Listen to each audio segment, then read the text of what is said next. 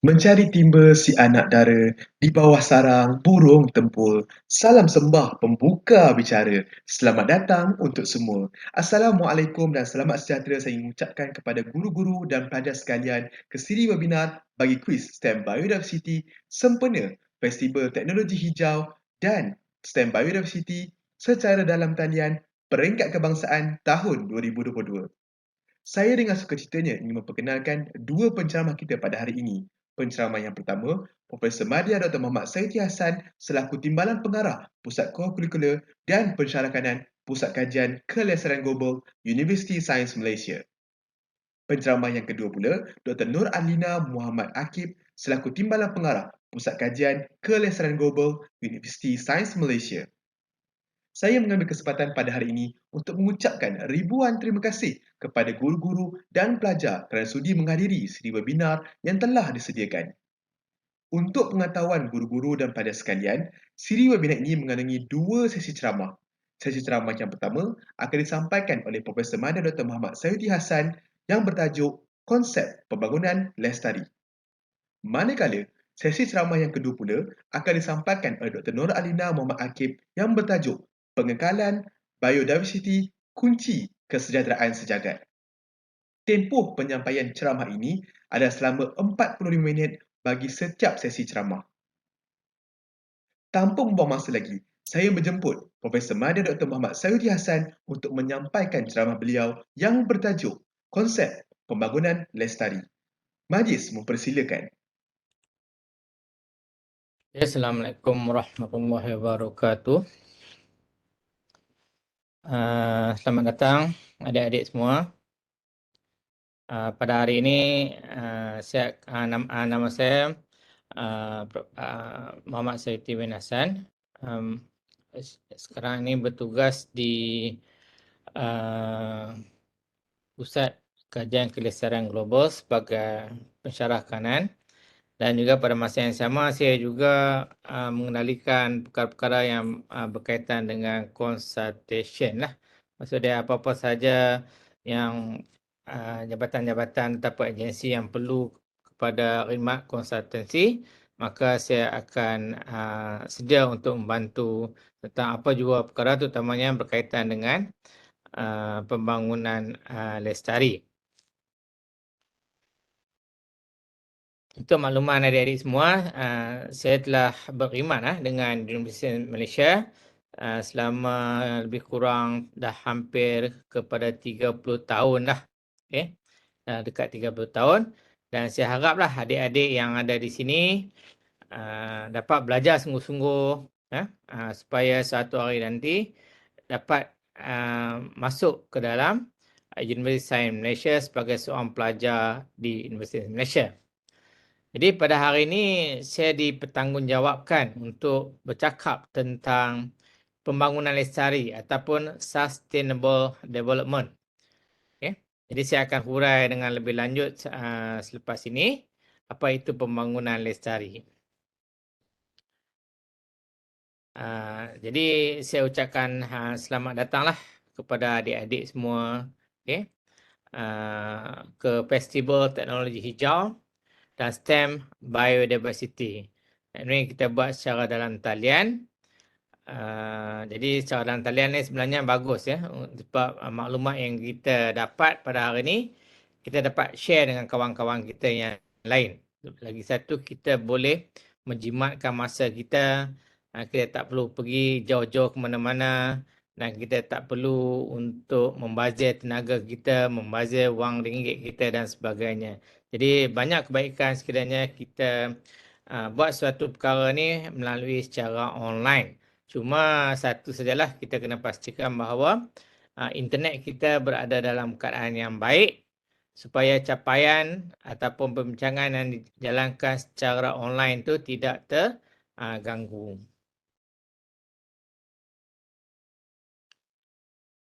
Jadi adik-adik, bila orang cakap apa itu sustainable development, cuba fikir apa yang kita faham tentang sustainable development. Okay, saya bagi masa dalam 30 saat untuk adik-adik fikir apa itu sustainable development.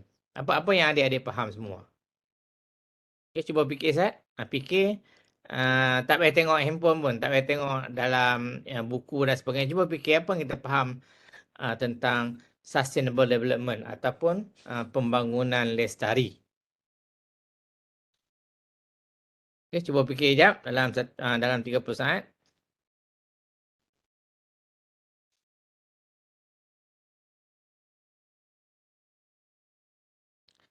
Jadi mungkin ada yang berkata macam-macam tentang pembangunan lestari ini.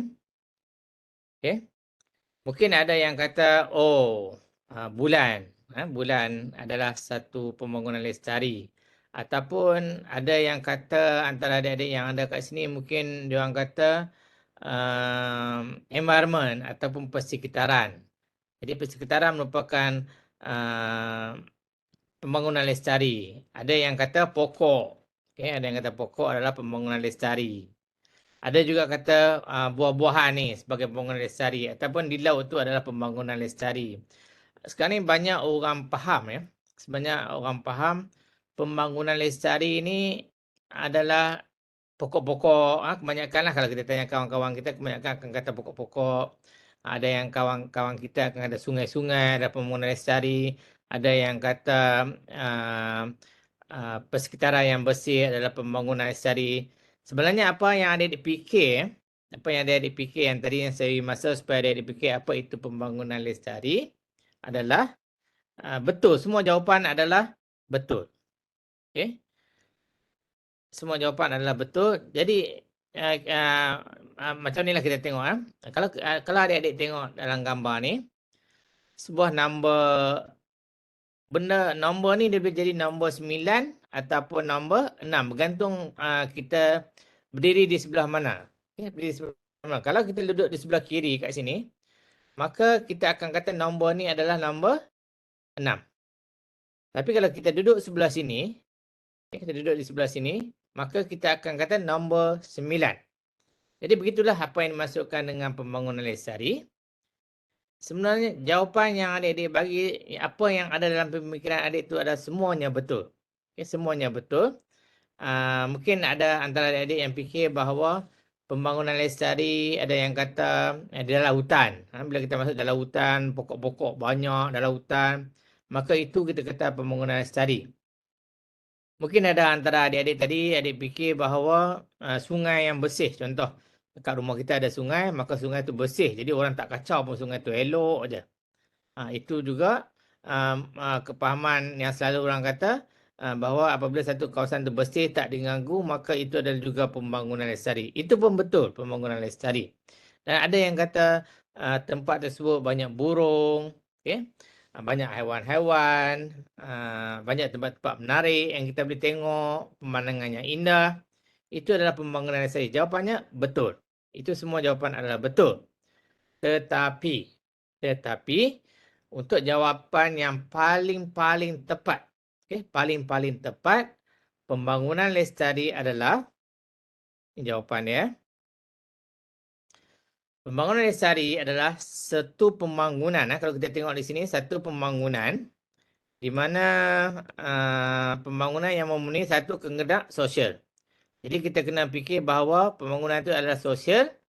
Yang kedua je, pembangunan satu kawasan tu, apabila kita membangunkan satu kawasan, dia mesti melibatkan ekonomi. Dan yang ketiganya adalah alam sekitar. Okay.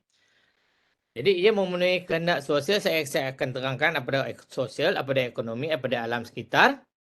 Pada masa kini, kita boleh bangunkan benda-benda tu pada 3 komponen tersebut, iaitu sosial, ekonomi dan alam sekitar. Pada masa kini tanpa menjejaskan upayaan generasi masa hadapan untuk memenuhi kehendak mereka sendiri. Jadi ini merupakan satu tafsiran yang memang famous hingga ni, hingga kan dunia, United Nations menggunakan tafsiran ini yang lebih tepat apabila kita berkata ataupun kita membincangkan ataupun kita memikirkan tentang apa itu pembangunan lestari. Jadi syarat pembangunan lestari dia mesti ada 3 komponen, ingat ya. Satu sosial, satu ekonomi dan satu lagi adalah alam sekitar. Okay. Jadi, apa yang dimaksudkan dengan sosial? Okay. Apa yang dimaksudkan dengan sosial di sini adalah contoh. Saya bagi contoh senang. Kalau saya tak bagi contoh ni, mungkin adik-adik rasa agak sukar nak faham apa itu sosial.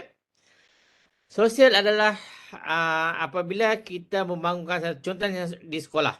Okay, di sekolah, apabila dalam satu kawasan, sebelum kita bangunkan sekolah, mungkin tempat ni hutan saja. Apabila hutan saja tanpa dibuat apa-apa, itu bukan pembangunan lestari. Jadi di sekolah, apabila kita bangun satu sekolah, jadi sekolah itu adalah memenuhi kehendak sosial. Bila kita ada sekolah, semua orang boleh pergi ke sekolah. Semua orang boleh belajar. Cikgu-cikgu pun boleh pergi ke sekolah.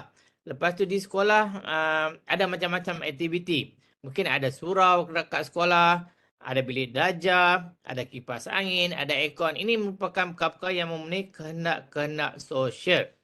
Okay, itu yang pertama. Yang kedua, ekonomi. Okay, kalau kita pergi ke sekolah, kita tengok ada cikgu-cikgu kan. Cikgu-cikgu bekerja, dia dapat gaji tiap-tiap bulan. Lepas tu ada pengusaha kantin, dia dapat jual makanan kepada pelajar-pelajar. Itu mereka akan dapat duit, dapat pendapatan. Maka itu adalah memenuhi kehendak-kehendak ekonomi. Dan kita juga pastikan di sekolah kita, mestilah dalam keadaan udara yang bersih. Kita selalu kata udara yang bersih, kita buang sampah di tempat yang sepatutnya. Lepas tu kita pastikan bilik darjah kita bersih. Kita pastikan bilik air kita bersih. Kita pastikan minuman-minuman dan makanan kita bersih. Jadi itu merupakan memenuhi kehendak alam sekitar. Jadi bila satu kawasan itu terdapat ketiga-tiga komponen tersebut, sosial, ekonomi dan alam sekitar, maka ia dikenali sebagai pembangunan lestari ataupun sustainable development. Kalau satu kawasan itu hutan saja kita biar tanpa ada apa-apa bangunan, tak ada rumah, tak ada bangunan dan apa-apa semua tak ada dalam kawasan tersebut, maka itu bukan pembangunan lestari. So, saya harap adik-adik sampai dekat ni faham apa itu pembangunan lestari. Kena faham betul-betul ni konsep pembangunan lestari sebab konsep pembangunan lestari ni kita akan implementasikan dalam kehidupan kita seharian. Kita akan guna konsep pembangunan lestari sehingga bila-bila, sehingga kita dewasa, sehingga kita dah mula bekerja, sehingga kita dah ada keluarga sendiri. Maka konsep ini akan digunakan sehingga bila-bila. Kemudian kalau kita tengok ayat ini, sebab saya nak semua adik-adik faham dulu apa itu pembangunan lestari. Sebab kalau saya tak faham, maka yang lain-lain agak sukar untuk kita faham. Kemudian dia kata di sini adalah pada masa kini, maksudnya pada masa ini, maksudnya sekolah dah ada pada masa ini tanpa menjejaskan keupayaan generasi masa hadapan untuk memenuhi kehendak mereka sendiri. Jadi apa yang dimasukkan di sini? Contohnya, contohnya di sekolah. Mungkin kita pergi ke sekolah darjah 1 masuk sampai darjah 6. Darjah 6 betul masuk tingkatan 1, lepas tu masuk tingkatan 5. Selalunya bila tingkatan 5 ni kita akan mohon masuk untuk belajar di sekolah ataupun belajar di maktab-maktab, kolej-kolej. Mungkin ada antara kita yang melanjutkan pelajaran di luar negara. Maka kita dah keluar daripada sekolah tu, maka generasi baru pula akan masuk, akan menggunakan segala kemudahan yang ada di sekolah tersebut.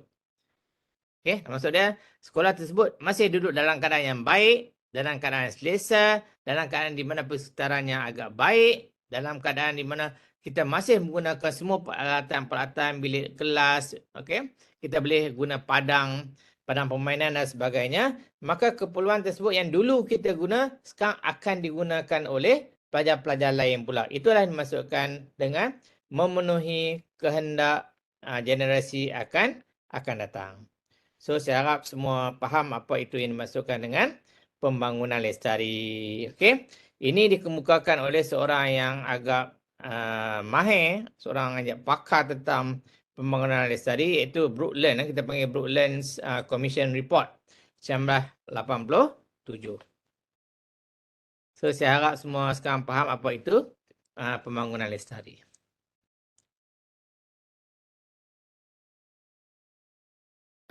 Okey, seterusnya. Okey, sebab apa penting sangat pembangunan lestari ni? Kalau kita tengok dunia kita pada hari ni, cubalah kita bayangkan sekarang ni kita berada di bulan. Okay, kita terbang, kita naik roket, kita pergi ke bulan. Kemudian kita tengok bumi kita pada hari ni. Apa yang berlaku pada bumi kita hari ni sebenarnya, adik-adik? Yang apa yang ada, sumber-sumber sedia ada makin berkurangan. Apa dia sumber-sumber sedia ada makin berkurangan? Contohnya apa dah? Contohnya adalah petrol. Petrol ni hari-hari orang guna. Hari-hari orang perlu petrol ni untuk bergerak daripada satu tempat ke satu tempat. Begitu juga mesin-mesin dan sebagainya perlu pada petrol. Petrol adalah salah satu sumber semula jadi yang terdapat di dalam tanah tu kita kuat keluar, dan apabila kita guna hari-hari kita guna, maka dia akan habis. Akan habis. Sebab tu sini kita kata sumber sedia ada makin berkurang. Begitu jugalah kalau tengok dalam hutan kita hari ni, banyak pokok-pokok kayu balak, kan? Kalau hari-hari kita tebang, hari-hari kita keluar balak, maka apa akan berlaku? Maka sumber-sumber balak yang kita ada tu akan terus berkurangan. Okay, boleh faham yang tu ya? Sumber sedia ada makin berkurangan. Begitu juga dengan arang batu. Kita guna banyak arang batu, contoh kalau kita guna di kawasan-kawasan hidroelektrik, kita banyak guna kuasa arang batu. Maka arang batu pun sebagai salah satu sumber bahan bakar yang baik. Maka apabila kita hari-hari kita guna, maka ia juga akan habis. Begitu juga gas-gas masak yang kita guna di rumah pada hari ini. Hari-hari kita berkeluar gas daripada bumi, kita masak, ya, kita guna sebagai bahan api untuk masak, maka benda tu satu hari akan habis juga. Jadi banyak sumber-sumber yang akan habis. Sebab itu penting ya, penting kita nak pastikan bahawa antara sumber yang sedia ada dengan penggunaan dia adalah seimbang. Contoh di sini, macam mana nak seimbang? Penggunaan sumber dan populasi makin bertambah. Sedangkan kita punya bahan-bahan, sumber-sumber sedia ada makin kurang. Sebab apabila makin ramai penduduk dunia pada hari ini, maka sini akan berkurangan. Sini bertambah. Tengok tak? Nampak tak? Jadi, apabila penduduk makin ramai, kan, makin ramai orang beli kereta, makin ramai orang guna kenderaan, makin banyak dia guna petrol. Jadi makin kurang dan makin kurang.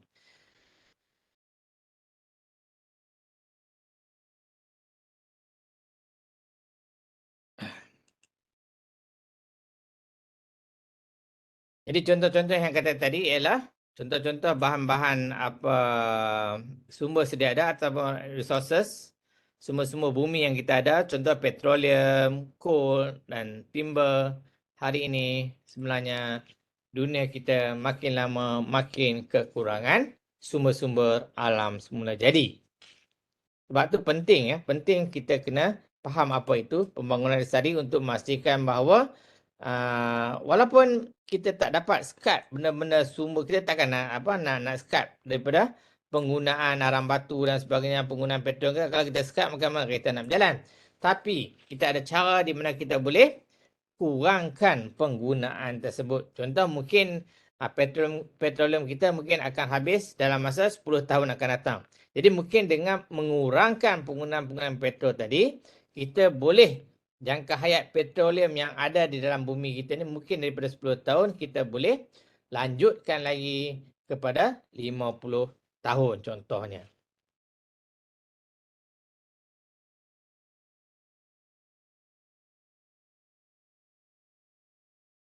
Okey, tengok di sini. Pada tahun 1965, contoh ni adalah tarikh saya lahir ni. Okay, 1965. Sumber yang ada terlalu banyak. Contoh masa zaman tersebut, masa di Pulau Pinang, sebab saya memang anak jati Pulau Pinang.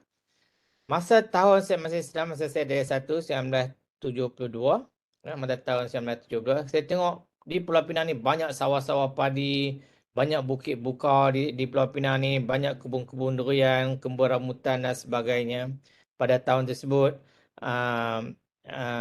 Tapi pada hari ni kalau kita tengok habis padang golf. Hari ni padang golf, awak tengok padang golf hari ni sebenarnya dulu adalah kawasan-kawasan tanaman-tanaman buah-buahan yang banyak di kawasan tersebut, tapi akibat pembangunan maka Bukit Jambur tu sendiri hari ni dah jadi sebuah padang golf, dan begitu juga pasaraya-pasaraya yang banyak di kawasan Bukit Jambul. Itu juga kalau awak tengok di kawasan Bayan Baru ya. Sebenarnya kawasan Bayan Baru tu adalah kawasan sawah padi. Saya duk main dulu, kecil-kecil dulu. Saya duk main, tetapi akibat pembangunan, maka sawah-sawah padi itu semua dikambus, dibangunkan dengan pasaraya Sunshine, dibangunkan perumahan-perumahan. Sebab itu sekarang ni bila hujan lebat sikit banjir. Hujan lebat sikit sebenarnya kawasan itu adalah kawasan sawah padi dulu ni. Jadi oleh kerana kalau kamu tengok gambar rajah ni, oleh kerana terlampau banyak aktiviti-aktiviti globalisasi. Maksudnya orang naik kereta, orang bergerak daripada satu tempat ke satu tempat, orang guna mesin, orang buka kilang. Jadi segala aktiviti ni adalah menggunakan sumber-sumber yang ada pada muka bumi ni. Maka ia akan mengibatkan sumber yang ada pada hari ini adalah makin terhad, makin terhad, makin terhad, dan satu hari nanti semua akan habis. Jadi kita kenalah berfikir mulai daripada hari ini bagaimana kita nak selamatkan dunia kita supaya sumber-sumber yang ada walaupun kita tahu dia akan habis, tetapi kita boleh dengan kebijaksanaan yang kita ada, kita boleh mengurangkan penggunaan sumber-sumber supaya jangka hayat ianya akan lambat habis, dan pada masa yang sama kita perlu fikir sesuatu yang mana kita boleh menggunakan sumber-sumber semula jadi yang ada di muka bumi ini. Contohnya apa dia? Contohnya kita boleh guna cahaya matahari sebagai solar untuk menggerakkan kereta contohnya. Kita tak gunalah petrol masa tu.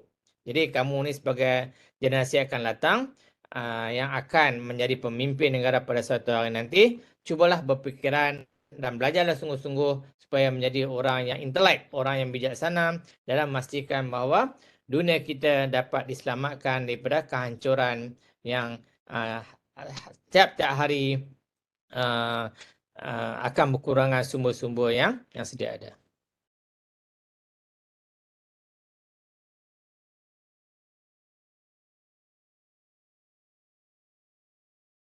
Okay, kalau kita tengok di sini ya, penduduk-penduduk di dunia pada hari ini. Kamu akan tengok pada tahun ini saya ambil data ni adalah pada bulan April tahun 2022. Kalau kamu tengok penduduk dunia pada hari ini di mana di China 1000 juta lebih lah. Kat 1 bilion penduduk dia. Jadi macam mana dia nak jaga penduduk dia di China. Kemudian begitu juga di India kalau kamu tengok. Okay, agak tinggi juga, lebih kurang sama dengan penduduk China. Dan begitu juga di Amerika. Dah 300 juta. 300 juta lebih lah yang berada di Amerika. Jadi kalau kamu tengok bertambah penduduk ni, tiap-tiap hari penduduk akan bertambah. Jadi satu hari nanti apabila penduduk terlampau banyak, sumber-sumber makin berkurangan, maka apa akan berlaku pada dunia ini? Akan habis semua sumber-sumber yang sedia ada. Jadi kita kena fikir bagaimana untuk mengatasi masalah yang agak serius pada hari ini. Okay, dengan bertambahnya penduduk dunia pada hari ini.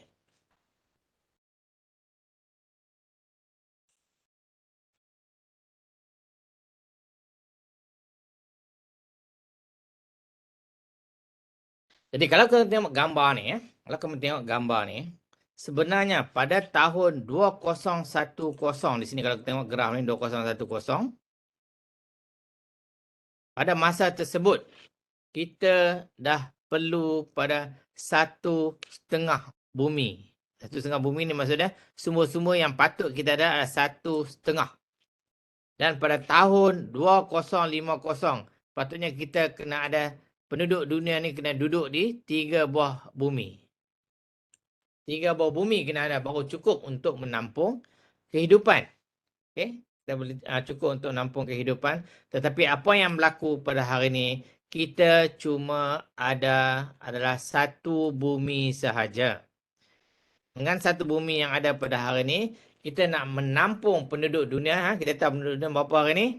Hampir kepada 7.5 bilion manusia yang ada atas muka bumi hari ini. Jadi bagaimana kita nak selamatkan sumber-sumber yang sedia ada, sebab hanya ada 1 bumi satu sumber tapi nak share terlampau ramai manusia pada hari ini. Jadi sebagai saya ingatkan lagi sekali pada adik-adik semua, kamu adalah generasi akan datang yang akan menggunakan sumber-sumber yang sedia ada. Bagaimana nak mengurangkan, dan pada masa yang sama cubalah berfikir bagaimana untuk selamatkan sumber-sumber yang sedia ada, dan bagaimana nak memanjangkan jangka hayat sumber-sumber yang ada supaya bumi kita dapat dipanjangkan lagi. Sebab kamu bayangkan satu hari nanti sumber semua dah habis, manusia terlalu banyak di muka bumi ini, dan pada masa tersebut apa akan berlaku kepada manusia? Dia tak ada makanan, dia tak ada makan. Makan pun tak cukup, terpaksa berebut pada masa tersebut. Jadi sama-samalah kita fikir bagaimana nak menyelamatkan dunia kita pada masa hari ini dan akan datang. Jadi, kalau kamu tengok di sini gambar di sini, aktiviti-aktiviti yang kita buat pada hari ini, aktiviti yang kita buat pada hari ini, yang kita laksanakan pada hari ini, kebanyakan adalah menyumbang kepada pembebasan gas karbon dioksida, CO2. Semua orang tahu, semua orang belajar sains, gambar CO2 di sini. Contoh aktiviti yang kita buat adalah kita penggunaan tenaga, kita naik kereta, hari-hari kita naik kereta di sini. Apabila kita naik kereta, naik motor ke, naik bahan-bahan yang berenjin lah, apabila kita bergerak daripada satu tempat pada satu tempat, kita tak boleh elakkan daripada pengeluaran karbon dioksida daripada satu tempat ke satu tempat. Kamu bayangkan kereta, hari-hari kereta keluar. Hari-hari orang guna kereta. Maka pada masa tersebut akan menyebabkan banyak gas karbon dioksida dibebaskan. Saya akan tunjuk nanti sebab apa bila gas karbon dioksida dibebaskan, apa yang berlaku kepada bumi kita nanti supaya kamu dapat satu knowledge, satu pengetahuan untuk bagaimana nak menyelamatkan ataupun mengurangkan kerosakan bumi pada hari ini. Kemudian tanah-tanah, settlement. Kita bangunkan taman-taman, kita buat rumah dan sebagainya.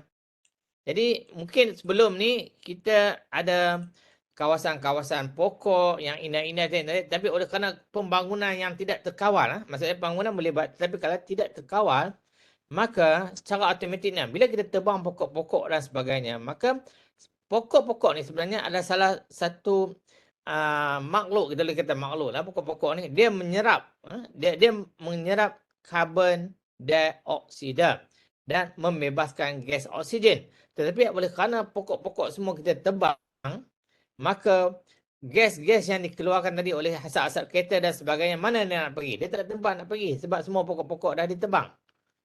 Maka ini akan menyebabkan berlakunya pertambahan karbon dioksida. Lepas tu forest kita. Banyak forest kita yang ditebang macam saya kata tadi, kayu-kayu balak habis kita keluarkan daripada hutan dan sebagainya. Maka ini juga menyumbang kepada berlakunya pertambahan pembebasan karbon dioksida. Sebab apabila kita nak tebang pokok, sudah tentu kita guna mesin dan sebagainya. Apabila kita guna mesin, maka secara tak langsung dia akan keluarkan karbon dioksida. Begitu juga apabila kita buat cropland dan pasture dan food, kita menyediakan makanan dan sebagainya. Apabila kita tebang pokok-pokok juga untuk menanam pokok-pokok, tanaman-tanaman dan sebagainya, maka apabila kita untuk menghasilkan makanan, maka sudah tentu kawasan-kawasan tersebut juga akan mengakibatkan pembebasan karbon dioksida. Begitu juga penangkapan ikan di laut dan sebagainya, kita gunakan mesin-mesin, kita guna bot-bot besar dan sebagainya. Ini juga menyumbang kepada pembebasan karbon dioksida. Dan semua aktiviti-aktiviti yang kita panggil ecological footprint ini sebenarnya banyak menyumbang kepada pembebasan gas CO2. Jadi apa akan berlaku sekiranya terlalu banyak gas CO2 di udara? So apa akan berlaku adalah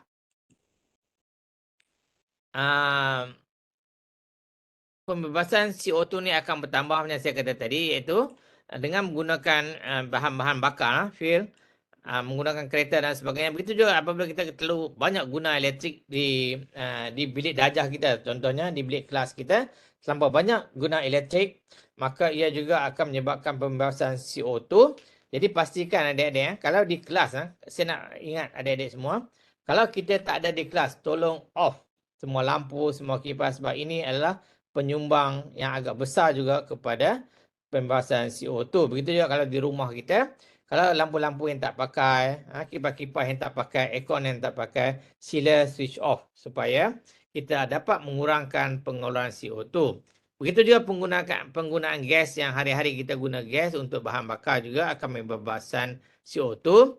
Dan menggunakan transport untuk bergerak daripada satu tempat ke satu tempat, maka ia juga menyumbang kepada CO2. Sebab itu salah satu kaedah untuk mengurangkan CO2 adalah kita buat aktiviti recycle. Jadi adik-adik nanti di sekolah ataupun di rumah, kita tengok kalau bahan-bahan yang boleh diguna pakai, macam contoh botol air mineral, sebenarnya kita boleh buat tanam pokok dan sebagainya. Botol air mineral tu kita letak tanah. Dan mungkin juga daripada botol mineral kita banyak benda-benda yang kita boleh buat dan kita boleh simpan buat tempat letak pensel. Jangan kita buang macam tu saja. Sebab kita boleh buang macam tu saja, maka ia akan menyebabkan alam sekitar kita agak tercemar. Begitu juga makanan-makanan kita. Sebenarnya kita tak payah buang pun, kita boleh proses, belajar macam mana nak buat baja kompos. Maka makanan-makanan yang mungkin sisa-sisa makanan yang selepas kita makan tu kita tak bawa, kita belajar macam mana nak buat composting. Mungkin di sekolah cikgu-cikgu boleh ajar. Jadi benda-benda tu juga terutamanya di rumah kita jangan buang bahan-bahan makanan tu, kita boleh proses supaya menjadi baja dan kita boleh tanam pokok-pokok. Tak perlu beli baja dekat luar. Jadi ini merupakan amalan-amalan pembangunan lestari yang dapat menyumbang kepada kebersihan udara dan persekitaran yang agak baik.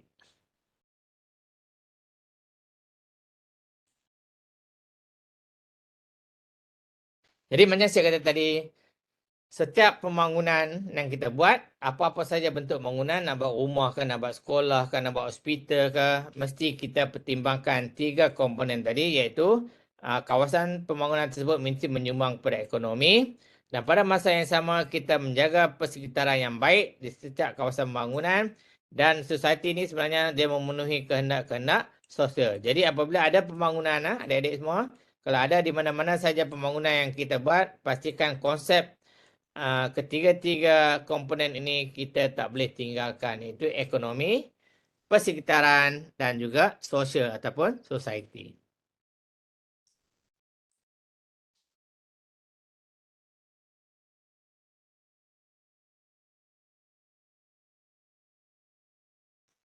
Jadi kita kena imbangkan macam saya kata tadi. Kalau kita tengok di sini, kalau kita tengok rajah ni adalah menyumbangkan yang paling banyak. Yang merah ni adalah orang yang bila nak membangunkan suatu kawasan, dia cuma fokus kepada ekonomi saja. Dia fikir keuntungan saja.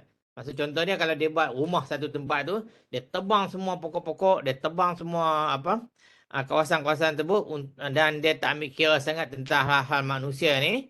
Ni manusia yang kawasan ni yang hijau terang ni adalah persekitaran. Jadi dia tak peduli yang ni, dia tak peduli yang ni, dia peduli yang merah saja. Yang merah saja adalah dia fikir tentang keuntungan saja. Maka ini adalah satu bangunan yang tidak bagus, ya. Begitu juga yang kanan sekali ni. Yang kanan sekali dia cuma fokus kepada hutan saja. Dia tak mau buat apa-apa, dia biar kawasan hutan, semak dan sebagainya, tak ada pembangunan. Maka ia tak ada memberi jaminan kepada memberi kebaikan kepada manusia dan pertumbuhan ekonomi. Jadi ini juga adalah tidak bagus. Jadi pembangunan yang baik adalah kita mesti seimbangkan di antara ekonomi, sosial dan persekitaran. Jadi ini kita kena utamakan.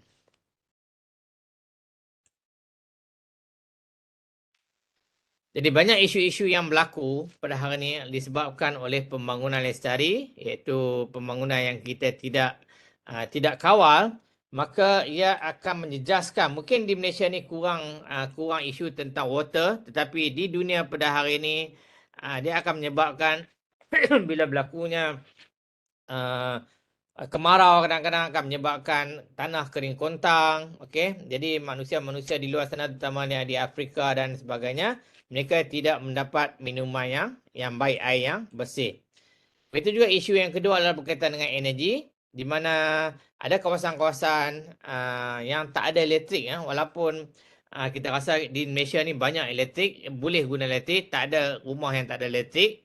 Tapi di luar sana, di luar pada Malaysia, di negara-negara luar, banyak lagi negara-negara yang masih tidak ada elektrik.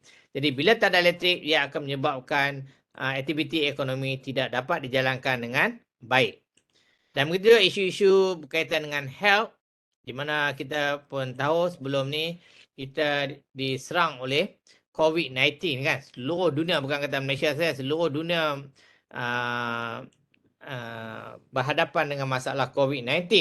Tapi alhamdulillah sekarang ni kerajaan dah buka aktiviti sepenuhnya, walaupun kita tak dapat kawal COVID 100%, tetapi sekurang-kurangnya kita boleh menjalankan aktiviti-aktiviti ekonomi. Sebab COVID ni kalau kita tak jaga betul-betul, maka dia akan menyebabkan sebab aktiviti-aktiviti ekonomi tak jalankan, maka dia akan menyebabkan akan hilang pendapatan.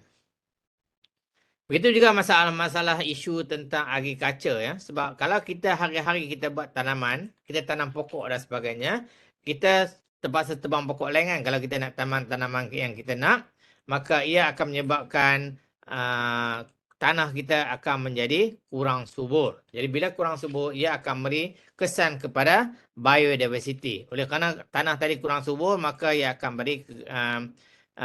beri impact kepada sistem biodiversity itu sendiri.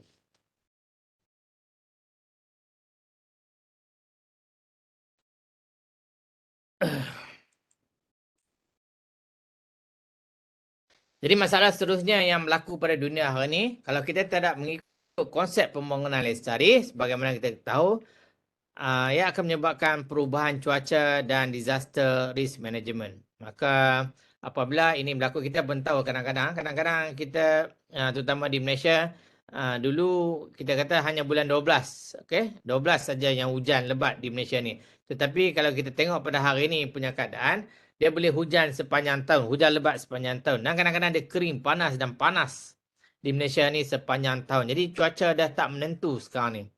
Begitu juga disaster risk management, ini juga merupakan satu isu yang agak besar di mana kita tidak dapat menguruskan semua ancaman-ancaman disaster yang akan merosakkan dunia kita pada hari ini. Jadi apabila climate change dan disaster risk management ini berlaku, maka ia akan beri kesan kepada health kita. Okay, manusia akan dapat banyak sakit. Begitu juga dia akan menyebabkan kejahatan ekonomi. Dan pada masa yang sama, ia akan menyebabkan sosial, masalah kita tak ada tempat tinggal, kan kita tinggal merata tempat dan sebagainya. Masalah-masalah kecurian dan sebagainya akan terus meningkat. Dan cabaran seterusnya adalah production and consumption.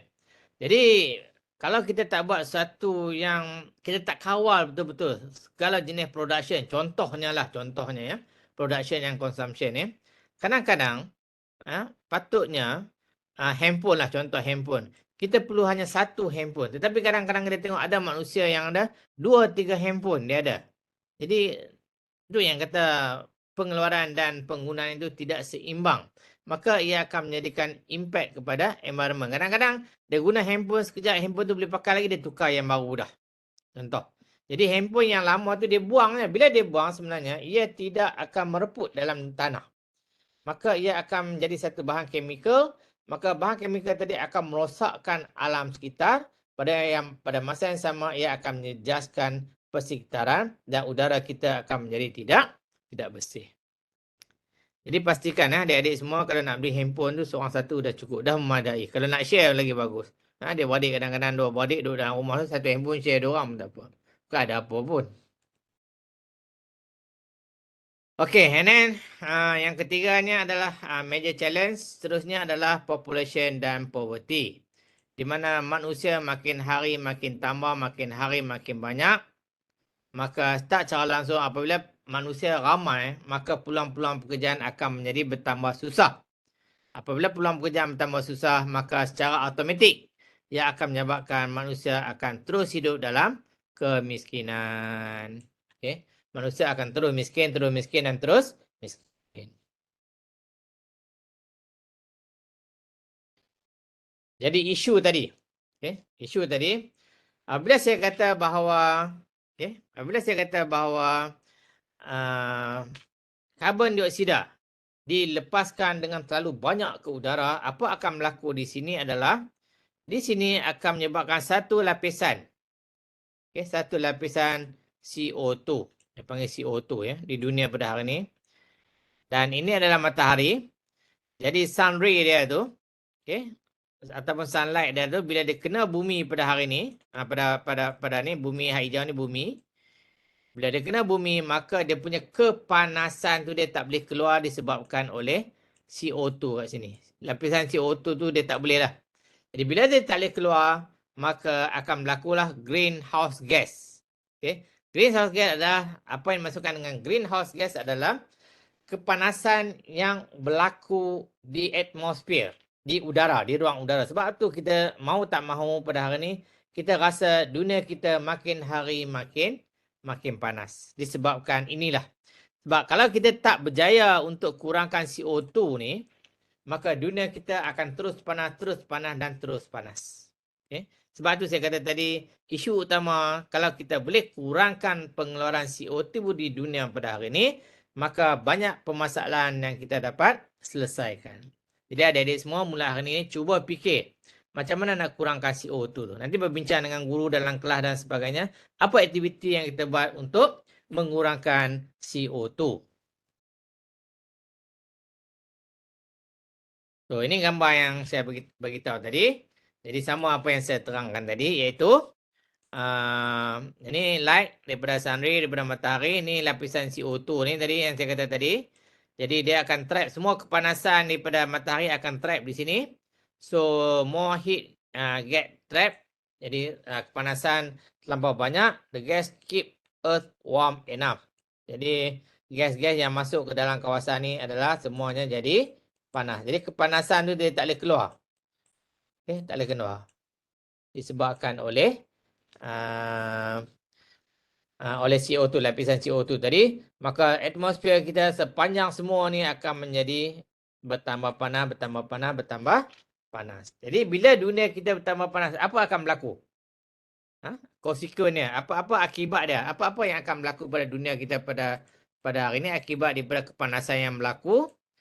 Maka many consequences, akibat yang banyak, banyak akibat yang akan berlaku pada bumi kita pada hari ini disebabkan kepanasan di atmosfer kita. Yang pertama adalah, kalau kamu tengok di sini mau tak mau, di kutub utara dan di kutub selatan, ais kita makin mencair disebabkan oleh panas. Apa sebab? Kalau ini berlaku, apabila ais makin mencair, maka tak secara langsung ia akan level of ocean tu, paras air laut akan tinggi dan terus tinggi. Maka air laut yang makin tinggi tu akan masuk ke bumi. Sebab tu hari ni kalau kita perasan tak perasan, apabila hujan saja sikit maka cepat banjir. Sebab air daripada bumi nak pergi ke laut tak boleh sebab air di laut dah tinggi.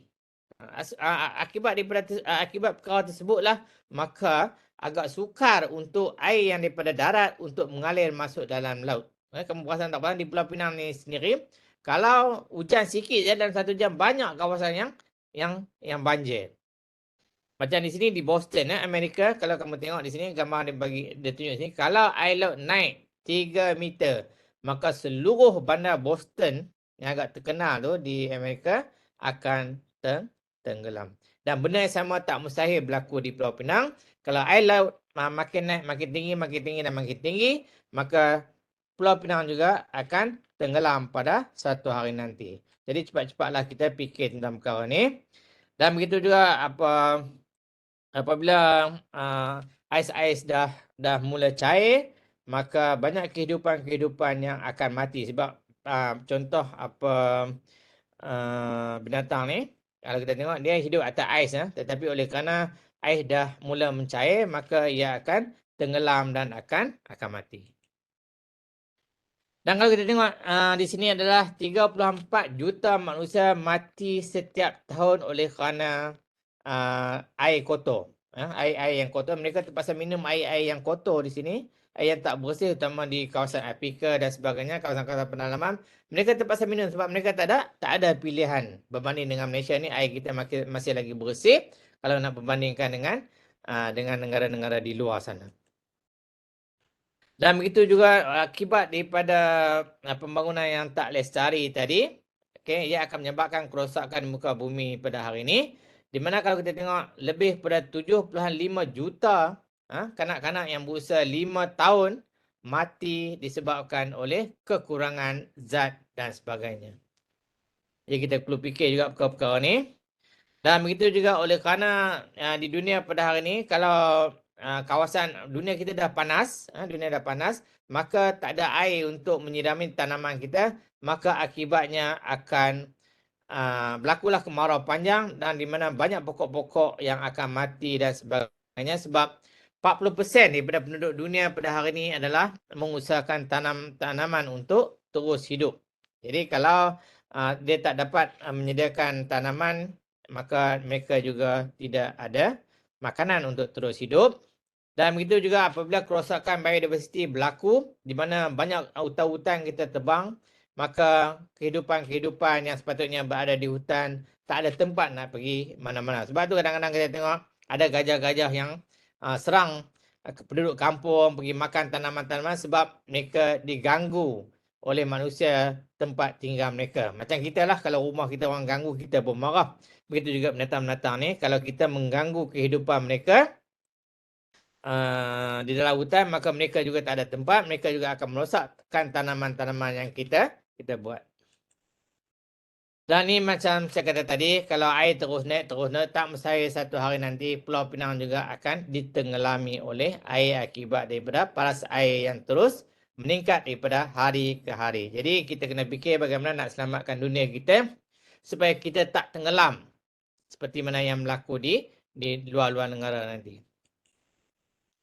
Dan begitu juga dengan production and consumption. Kalau kita tengok hari ni di Pulau Pinang pada hari ni, kita tengok di tempat pembuangan sampah makin hari makin penuh, sebab tu kita perlu letak dalam minda kita supaya kita dapat mengguna semula. Itu yang kata kita semula tu. Sebenarnya aktiviti ini akan menyelamatkan kawasan yang lebih teruk. Kalau kita tengok di dalam kawasan ni, kawasan ni kalau kita tengok macam tu yang berlaku di Pulau Pinang, mereka buang sampah hari-hari di sana, tapi hari-hari kita kumpul sampah, maka satu hari dia akan penuh, dia akan mengeluarkan satu cecair yang amat-amat bahaya, iaitu cecair yang boleh merosakkan kehidupan di dalam tanah dan di dalam air. Kita panggil licit. Licit ni satu cecair yang amat bahaya, bahan kimia yang membahaya.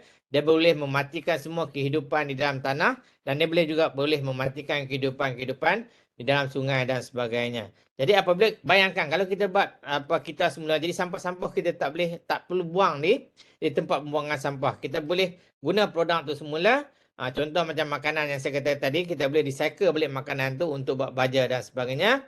Dan inilah cara kita untuk menyelamatkan dunia kita pada hari ini. Jadi kalau kita tengok kerana masa yang tak diizinkan, cuma saya go terus sekali ya. Dalam pembangunan lestari sebenarnya kita ada 17 SDG ya. Jadi yang berkait rapat dengan apa yang kita bincang hari ini adalah banyak tentang biodiversity, adalah SDG 15 dan 16. Tapi kalau kita tengok secara tak langsung di sini, sebenarnya kita kena hafal lah. Kita kena hafal. Kita sebenarnya kita ada 17 SDG. Cuma yang pertama tu berkaitan dengan kemiskinan, no poverty. Yang kedua tu zero hunger. Kita nak mengelakkan daripada manusia-manusia yang ada atas bumi ini dalam keadaan lapar. Kemudian SDG nombor 3 tu kita mestilah berada dalam keadaan bersih, dalam keadaan sihat dan sebagainya. Yang keempat adalah quality education. Kita mesti mendapat pendidikan yang berkualiti. And then yang keenam adalah clean water and sanitation. Air yang bersih dan penggunaan air yang bersih. Yang ketujuh adalah affordable and clean energy, di mana semua manusia di dunia ini patut mendapat electricity. Contohnya kita dapat energi yang menggunakan alam semula jadi. Kita kena utamakan energi yang alam semula jadi, contohnya tenaga solar dan sebagainya. Nombor 8, decent work and economic growth, mana kita dapat kerja-kerja yang baik, yang sesuai dan kita memastikan bahawa negara kita mempunyai pertumbuhan ekonomi yang baik. Nombor 9 adalah industry, innovation and infrastructure, di mana kita nak pastikan bahawa di dalam negara kita, dalam bandar-bandar kita yang tempat tinggal, di tempat-tempat kita mempunyai semua kemudahan-kemudahan infrastruktur. Contohnya kita ada tempat tunggu bas, kita ada market, kita ada shopping complex dan sebagainya. Kemudian yang ke-10, reduce inequalities, maksudnya kita pastikan bahawa dalam satu sama ada di sekolah dan sebagainya, kita tak hak persamaan di antara satu dengan lain, kita tak kira lah dia orang miskin ke orang kaya, tetapi hak untuk belajar di sekolah adalah sama sahaja. Yang ke-11, sustainable city and community, kita pastikan bahawa tempat yang kita tinggal, terutama di kawasan bandar-bandar, adalah dalam keadaan yang terpelihara, terkawal dan sebagainya. Dan maksud sustainable city di sini adalah apabila berlaku banjir, berlaku tsunami dan sebagainya, maka aktiviti seharian boleh dijalankan seperti biasa. Itu dimasukkan sustainable city. Nombor 12 adalah responsible consumption and production. Jadi kita ni mudah cakap lah, consumption and production ini adalah nombor 12, iaitu kita beli benda yang perlu sahaja. Apa keperluan sahaja. Jangan kita beli sesuatu yang di luar kemampuan kita ataupun di luar keperluan kita. Yang ke-13 ada climate change, climate action. Kita pastikan bahawa perubahan iklim yang berlaku dapat dikawal pada hari ini. Yang ke-14 adalah life below water. Life below water ni kita nak pastikan, ini berkait rapat dengan biodiversity yang kita bincang pada hari ini. Supaya kehidupan-kehidupan di laut, kehidupan-kehidupan di sungai, kehidupan-kehidupan di tasik, semua ikan dan sebagainya sentiasa terpelihara. Sebab sebenarnya kehidupan di dalam air, mereka lah yang menjaga ekosistem kita dengan keadaan yang akan bertambah lebih baik lagi. Jadi jangan sekali kita rosakkan kehidupan yang di sungai ke, di tasik ke, ada orang setengah dia buh racun nak tangkap ikan, dia buh bom lah sebagainya. Jadi ini merupakan amalan-amalan yang tidak baik, sebab biodiversity ini kena dijaga, dipelihara sehingga bila-bila. Begitu saja live online. Live online ni semua kehidupan, termasuklah diri kita sendiri dan binatang-binatang yang ada di permukaan muka bumi pada hari ini. Kita mestilah menjaga, bukan saja jaga diri kita, kita pastikan bahawa kehidupan-kehidupan di hutan kita tak mengganggu gugat kehidupan mereka, sebab mereka juga nak hidup macam makhluk-makhluk yang lain. Janganlah kita rosak hutan-hutan tu sesuka hati kita, sebab ini akan memberi satu kesan yang sangat-sangat buruk kepada alam pada hari ini. Dan yang ke-16 itu adalah peace and justice. Kita mestilah hidup dalam keadaan yang aman, damai. Dan yang ke-17 adalah international cooperation. Kita mestilah sentiasa ada berhubungan dengan rakan-rakan, dengan kawan-kawan, dengan guru, teman dan sebagainya, supaya perhubungan ini dijalinkan dengan baik untuk hari ini dan masa akan datang. Sebenarnya saya tak boleh hurai detail tentang perkara-perkara ni. Mungkin kalau nak detail nanti, satu hari nanti kita boleh bincang secara terperinci lah apa yang dimasukkan oleh setiap SDG tersebut. Okay. Dan akhir kata saya ucapkan ribuan terima kasih. Jadi dengan perkongsian yang singkat yang saya bagi pada hari ini, kita dapat share bersama dan kita juga dapat share dengan kawan-kawan kita yang tak ada dalam majlis ini, supaya ilmu ini kita dapat kongsi bersama oleh semua rakan-rakan kita. Yang penting bukan kita dengar saja, yang penting kita dengar dan balik kita amal. Dan kalau boleh kita hafal ke 17 SDG yang saya nyatakan di sini. Dan terutamanya untuk SDG nombor 14 dan 15, iaitu life below water dan life online, yang berkait rapat dengan kita punya aktiviti pada hari ini. So, sekian saja daripada saya. Assalamualaikum warahmatullahi wabarakatuh. Sekian, terima kasih. Terima kasih diucapkan kepada Profesor Madya Dr. Muhammad Saidi Hassan atas ceramah yang telah disampaikan. Seterusnya, mari saya menjemput Dr. Nur Adhina Muhammad Akib untuk menyampaikan ceramah beliau yang bertajuk Pengekalan Biodiversiti Kunci Kesejahteraan Sejagat. Majlis dengan segala hormatnya mempersilakan. Assalamualaikum dan selamat sejahtera. Saya Dr. Nur Aidlina binti Muhammad Akib dari Pusat Kajian Pelestarian Global akan membentangkan topik mengenai pengekalan biodiversiti kunci kesejahteraan sejagat.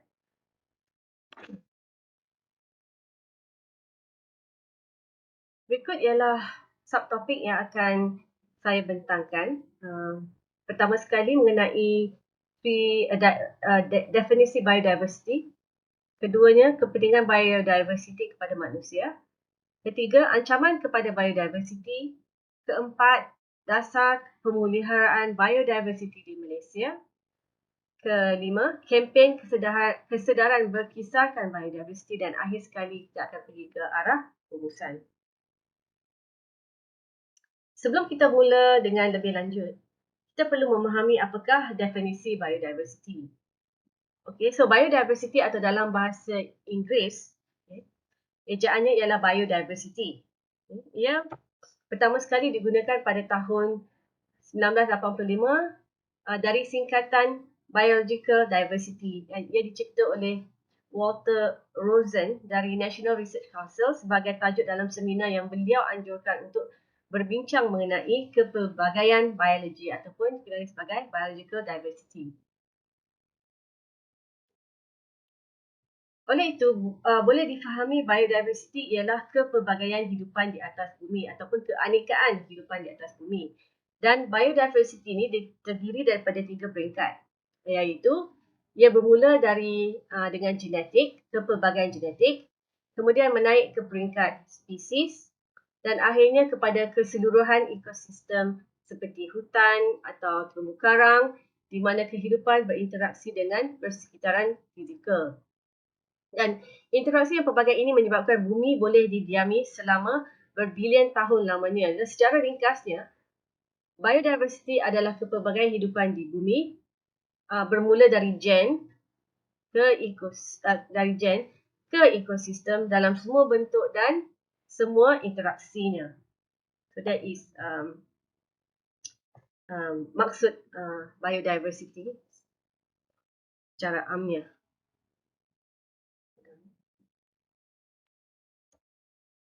Okay, so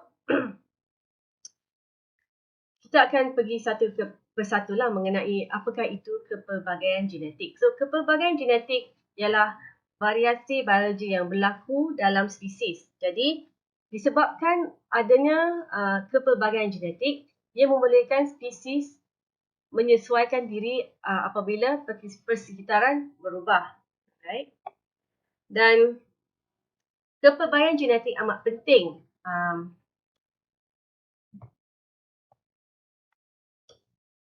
Kepelbagaian genetik amat penting di bawah jika berada dalam satu persekitaran yang selalu pesat berubah.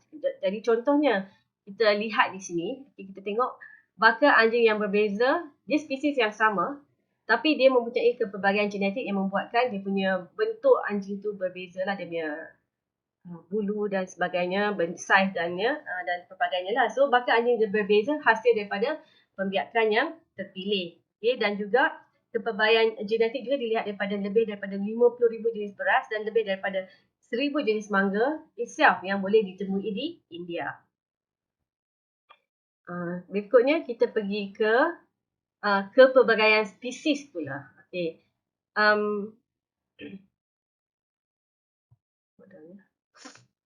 Kepelbagaian spesies pula ialah bilangan spesies berbeza yang terdapat dalam ekosistem dan kelimpahan relatif setiap spesies tersebut dan peranan mereka dalam komuniti tersebut. So, apakah peranan setiap spesies di dalam satu komuniti? Okay. Sebagai contoh, komuniti mungkin terdiri daripada banyak spesies yang berbeza, tetapi mungkin hanya mempunyai satu pemangsa yang mengejar spesies mangsa tertentu. Apabila tahap populasi pemangsa sihat, bilangan populasi mangsanya kekal pada tahap yang boleh dikendalikan oleh komuniti. Maksudnya kita akan ada satu komuniti yang sihat jika kita ada a certain amount of populasi mangsa dan a certain amount of bilangan populasi pemangsa. Artinya mereka cukup makan.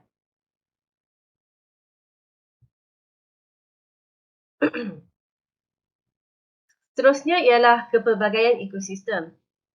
Ia keberbagian ekosistem ini merujuk kepada pelbagai habitat, community biosis dan proses ekologi dalam persekitaran daratan, laut dan persekitaran akuatik yang lain.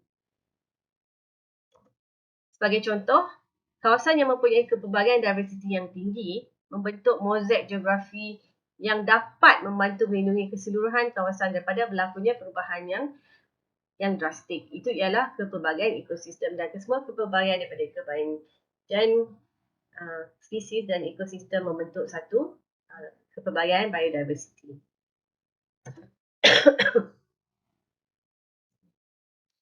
Alright, so kita akan pergi ke bahagian 2 iaitu apakah kepentingannya biodiversity. So manusia amat bergantung kepada biodiversity dari pelbagai segi. Terutama sekali dalam mendapatkan sumber bahan mentah untuk kemandirian hidup, dari segi mendapatkan air dan udara bersih dan juga makanan serta ubat-ubatan. So yang ni kita namakan sebagai iaitu keperluan asas manusia.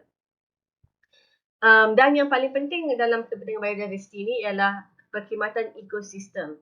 Sini perkhidmatan ekosistem yang merupakan faedah yang disediakan oleh persekitaran semula jadi iaitu nature dan daripada ekosistem yang sihat kepada manusia. Ini ialah faedah yang kita dapat daripada nature. All these perkhidmatan ekosistem ataupun dikenali dalam bahasa Inggerisnya ecosystem services. Dan juga untuk perkhidmatan ekosistem ini dia ada 4. Okay, kita akan pergi satu persatu dalam slide yang seterusnya. The first one, pertama sekali, slide ini akan membentangkan 4 jenis perkhidmatan ekosistem yang telah saya kata tadi ada 4 kan. So pertama sekali ada perkhidmatan pembekalan, kedua perkhidmatan kawal atur, ketiga perkhidmatan budaya dan akhir sekali perkhidmatan sokongan. Okay. Pertama sekali kita pergi, apakah itu perkhidmatan pembekalan? Dalam bahasa Inggeris ialah provisional services. Okay. Perkhidmatan pembekalan termasuk barangan fizikal sebenar yang disediakan oleh ekosistem seperti makanan kita ada security makanan seperti hasil perikanan, pertanian dan sebagainya, air, bahan, api dan kayu. Itu ialah bahan fizikal sebenar yang disediakan oleh ekosistem yang kita boleh dapat secara langsung. Okay? Itu ialah perkhidmatan pembekalan.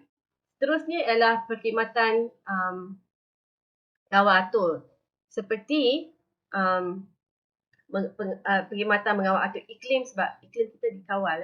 Okay? Pembersihan air, pendemungaan pokok oleh lebah, penyimpanan karbon, penguraian, pengawalan hakisan dan bajet. Ini ialah perkhidmatan kawal atur yang disediakan oleh alam semula jadi kepada kita secara percuma. Ketiga ialah perkhidmatan budaya. Okey, perkhidmatan budaya merujuk kepada pendidikan fasilitatif atau nilai rekreasi yang dinikmati oleh manusia daripada alam semula jadi seperti nilai estetika. Maksudnya bila kita pergi ke pantai dan kita menikmati keindahan pantai, itu ialah perkhidmatan budaya yang diberikan kepada alam semula jadi kepada kita. So kita dapat menikmati, kita dapat beriadah, berehat. So itu ialah semua perkhidmatan budaya. Dan akhir sekali ialah perkhidmatan sokongan.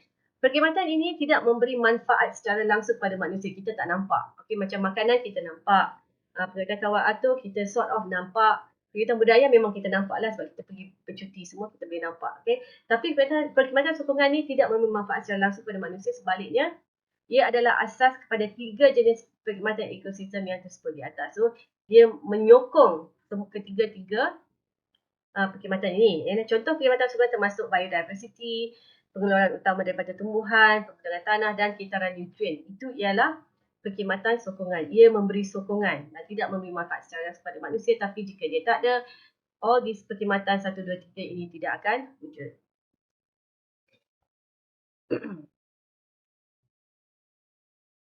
Okay, so kita akan pergi ke terusnya, ancaman kepada biodiversity. So, biodiversity penting untuk meningkatkan produktiviti dalam sesuatu ekosistem. di mana spesies bergantung untuk hidup. Okay, walau bagaimanapun, banyak aktiviti buatan manusia memberi impak yang besar kepada biodiversity. Jadi ini terhadap ada 6 ancaman utama kepada biodiversity.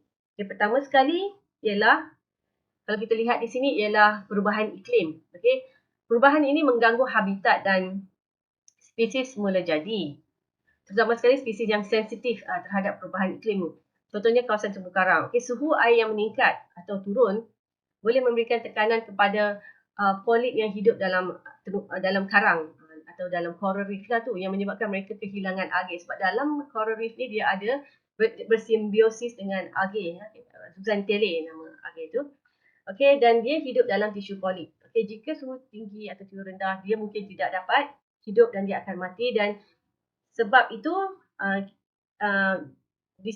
disebabkan oleh itu, ia akan terjadinya pelunturan karang ataupun dalam bahasa Inggerisnya dipanggil coral bleaching. Okay? Menyebabkan karang menjadi putih sepenuhnya. Jadi kalau kita pergi ke satu kawasan terumbu karang yang semuanya berwarna putih, maksudnya kawasan terumbu karang itu ialah tidak sihat sebab dia ada proses pelunturan karang oleh kerana kematian algae yang penting kepada karang untuk hidup. Okay, itu ialah pertama, ancaman kepada biodiversiti, perubahan iklim. Kedua ialah kehilangan dan kemerosotan habitat. Okay, di mana habitat semula jadi dirosakkan atau dimusnahkan, seterusnya tidak lagi mampu menyokong spesies dan komuniti ekologi semula jadi. Jadi akibatnya terjadilah kepupusan spesies, dan apabila spesies pupus, terjadilah kehilangan biodiversity. Dia adalah satu rantaian hilang habitat, spesies pupus dan juga seterusnya kehilangan biodiversity. Alamak, okay.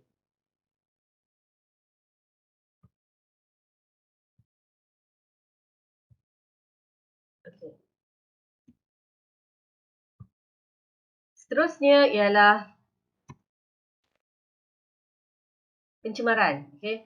Pencemaran tanah, udara, air menyebabkan kepelbagaian spesies berkurangan akibat kemusnahan dan ketidaksesuaian habitat, kerana ia melemahkan fungsi ekosistem tersebut. Okay, so kalau ada pencemaran, satu ekosistem akan menjadi lemah sebab dia sudah tidak sihat lah. Okay. Dan kelima, saya tidak akan pergi secara detail sebab lepas ini kita akan tengok detail by detail apakah ancaman-ancaman dan juga contoh-contoh ancaman terhadap biodiversiti. Keempat ialah spesies invasif. Okay. Spesies invasif dilaporkan ialah haiwan, tumbuhan, kulat dan mikroorganisma yang memasuki dan berjaya hidup dalam persekitaran di luar habitat semula jadi mereka. Okay, mereka ialah haiwan luar, bukan daripada tempat, bukan tempatan, bukan even spesies tempatan pun, spesies daripada luar negara. Mereka masuk, mereka membiak dengan cepat, bersaing dengan spesies asal untuk makanan, air dan ruang, dan mereka tidak mempunyai pemangsa semula jadi, dan oleh sebab itu mereka dapat berjaya hidup dan kebanyakannya menjadi satu pest lah kepada kawasan yang mereka tinggal. Kelima ialah eksploitasi berlebihan. Okay, populasi yang ditangkap dituai pada kadar yang tidak lestari, okay, jika dibandingkan dengan kadar kematian semula jadi dan kapasiti mereka untuk membiak. Maksudnya, kita ambil sesuatu benda, satu contohnya lah ikan di laut, lebih daripada yang dia boleh membiak semula atau dia boleh bertambah semula atau dia boleh bertumbuh semula. Artinya dia tak boleh replenish on time. Okay, so bila dia tak boleh replenish on time dan kita ambil, tak ada berlakunya pertambahan, so lama-lama ia akan menjadi pupus dan dipanggil eksploitasi berlebihan. So itu ialah eksploitasi berlebihan, dan ini akan mengakibatkan kepupusan pada peringkat populasi dan juga kepupusan keseluruhan spesies. Itu maksudnya eksploitasi berlebihan. Dan akhir sekali ialah wabak ataupun penularan penyakit. Okey, Kenapa ini ialah salah satu pada ancaman biodiversity? Sebab kehilangan biodiversity menyebabkan wabak atau penularan penyakit meningkat. Okay? So kehilangan perkhidmatan ekosistem yang penting, okay, oleh sebab banyak perkhidmatan ekosistem services ini hilang. So dia tidak dapat menampan penyebaran penyakit berjangkit kepada manusia, haiwan dan tumbuhan. Kita akan tengok apakah secara detailnya in the next slide. Okay, so pertama sekali ancaman biodiversity yang pertama ialah perubahan iklim. Okay, saya akan mengupas secara detail mengenai 6 ancaman biodiversity. Okay, so perubahan alam sekitar yang didorong oleh perubahan iklim mengganggu habitat dan spesies semula jadi. Jadi, peningkatan suhu akibat perubahan iklim menyejaskan biodiversity. Sementara perubahan corak hujan, kejadian cuaca melampau dan pengasidan lautan memberi tekanan kepada spesies yang sememangnya diancam oleh aktiviti yang disebabkan oleh manusia. Jadi, kesan utama akibat perubahan iklim ni ialah peningkatan dalam keamatan dan kekerapan kebakaran, ribut atau tempoh kemarau, dan ini dapat dilihat sudah berlaku di beberapa tempat di negara lain dan juga berlaku di negara kita Malaysia sendiri. Okay, kita dapat lihat banjir berlaku lah, kekerapan berlaku banjir dan juga musim hujan panas yang tidak menentu. Itu ialah tanda-tandanya akibat perubahan iklim.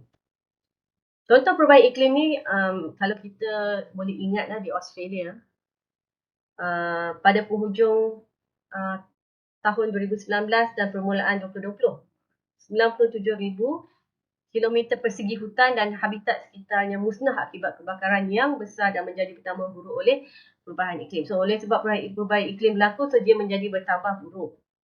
Ini meningkatkan lagi ancaman kepada biodiversity yang telah pun berada dalam tekanan oleh aktiviti manusia lain. Dahlah memang haiwan dan juga pokok-pokok dan di kawasan tersebut pun sudah berada dalam terancam kehidupan mereka. Tapi bila rumah diorang hilang, so lebih terancam dan kemungkinan mereka akan hilang tempat tinggal dan mereka akan pupuslah.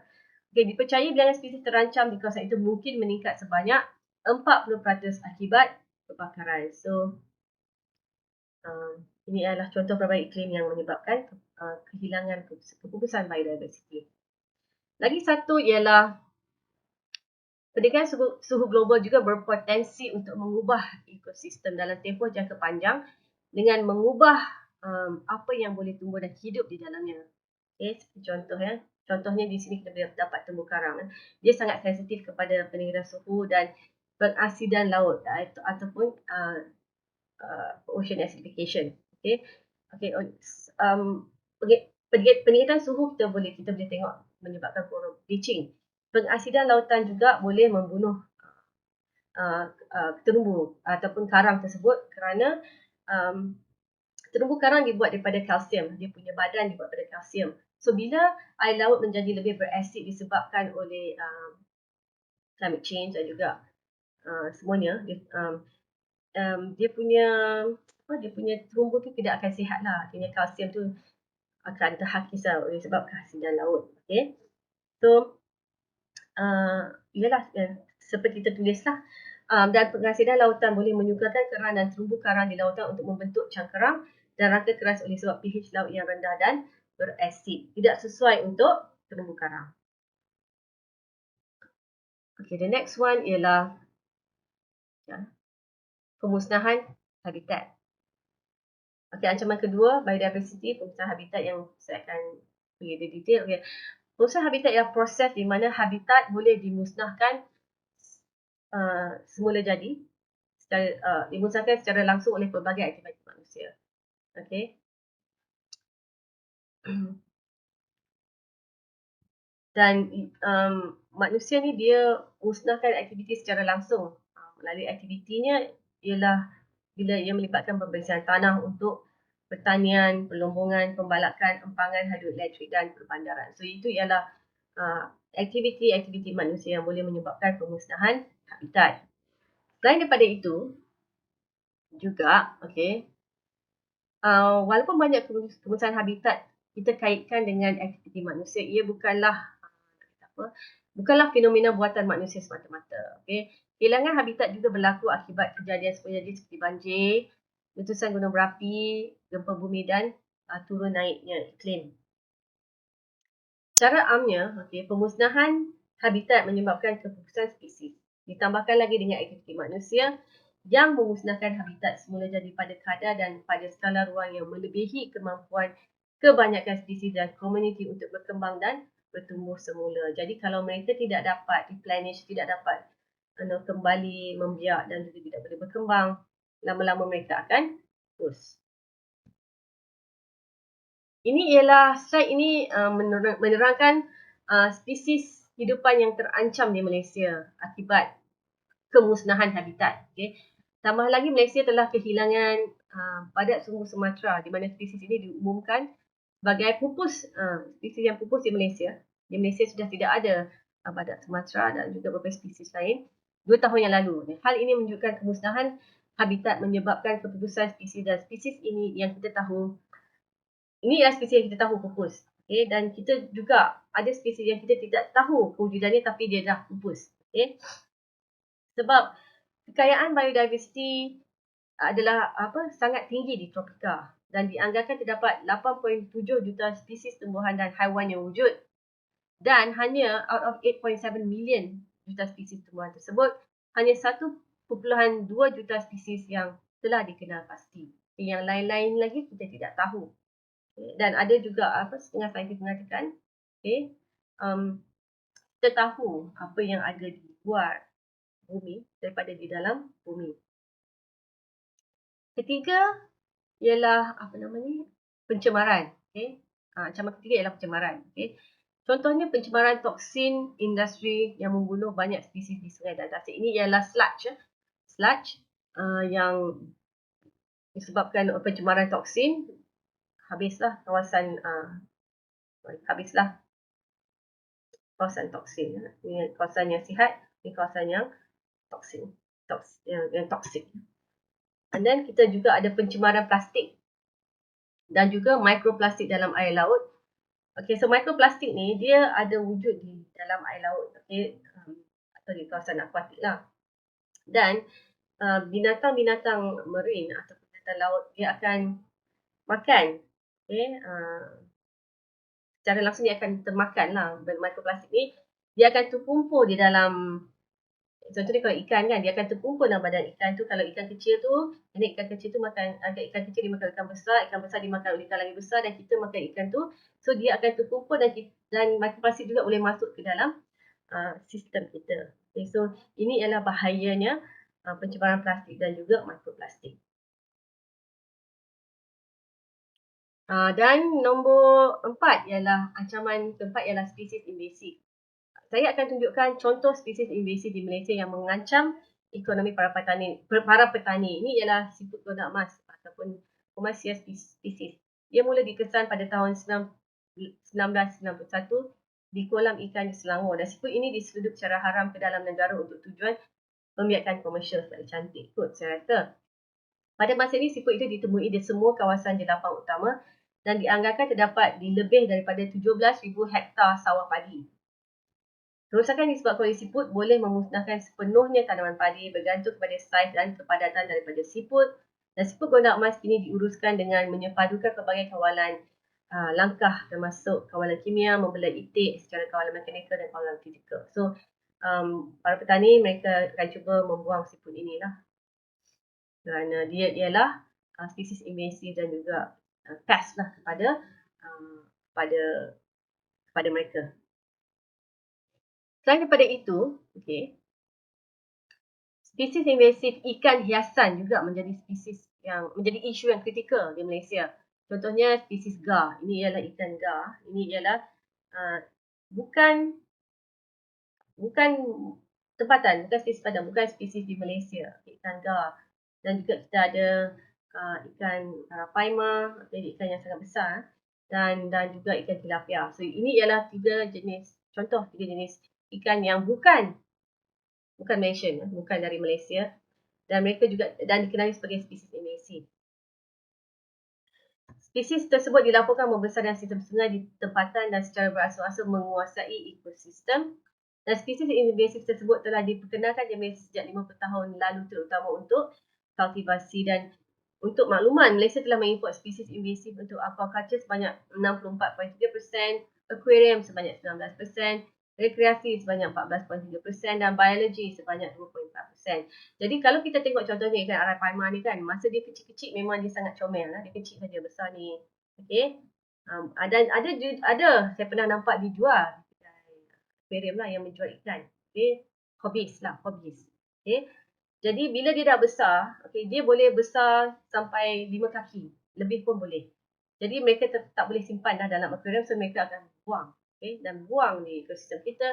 Dan oleh sebab dia ialah pemangsa yang hebat lah, dia akan dapat berjaya hidup di kawasan sistem sungai tempatan dan membunuhlah pemangsa asal di situ. So ini ialah satu perkara yang tidak sihat kerana ia akan mengancam biodiversiti tempatan. Dan ancaman kelima ialah eksploitasi. Okay. Eksploitasi berlebihan, iaitu ialah salah satu aktiviti yang mengancam kepelbagaian biologi global. Dalam biologi pemeliharaan, istilah ini biasanya digunakan dalam konteks aktiviti ekonomi manusia yang melibatkan pengambilan sumber biologi atau organisma dalam jumlah yang lebih besar daripada yang boleh dihasilkan oleh populasi mereka. Maksudnya mereka tidak boleh replenish dalam masa yang cukup. Okey, dia ambil, tak sempat nak membiak, tak sempat nak membesar. Okey, so mereka akan pupus. Okey. Sehubungan dengan itu, eksploitasi ekosistem oleh manusia mempunyai akibat yang berpanjangan apabila ia melibatkan penyediaan sumber asli dan perkhidmatan ekosistem pada masa hadapan. Okey, ini mungkin menjejaskan perbekalan makanan ataupun kita punya security makanan, meningkatkan risiko kesihatan dan bencana alam dan banyak lagi. Ekosistem yang terdegradasi, okay, mungkin lambat pulih atau mungkin tidak pulih secara semajadi walaupun selepas eksploitasinya berhenti. Okay, kadang-kadang mereka merajuk, tak nak dah. Okay, enough is enough, kata biodiversity. Okay, akibatnya ketersediaan sumber semajadi seperti makanan, udara bersih dan perkhidmatan ekosistem lain mungkin terjejas untuk tempoh yang berpanjangan jika ekosistem yang menyediakan sumber ini terdegradasi. Okay. Jadi kita dapat contoh kalau kita tengok slide yang sebelah kiri sini ialah contoh eksploitasi yang berlebihan ialah kejatuhan perikanan ikan kod pada tahun 1990-an di Kanada. Dan walaupun sudah melebihi 30 tahun, populasi ikan kod ini tidak meningkat seperti yang diharapkan dan fenomena ini masih tidak dapat dijelaskan oleh mana-mana pihak. Okay. Semasa berlakunya kejatuhan perikanan kod tersebut, banyak nelayan, syarikat dan industri perikanan terpaksa ditutup dan ini memberi impak sosioekonomi yang negatif kepada mereka yang bergantung kepada perikanan kod. Jadi bukan saja bila kita hilang biodiversiti, spesies akan pupus, kita akan hilang udara bersih, semua perkhidmatan ekosistem pun akan hilang. Tapi kita juga akan berlakunya socio-economic problem, jika berlakunya perkara ini.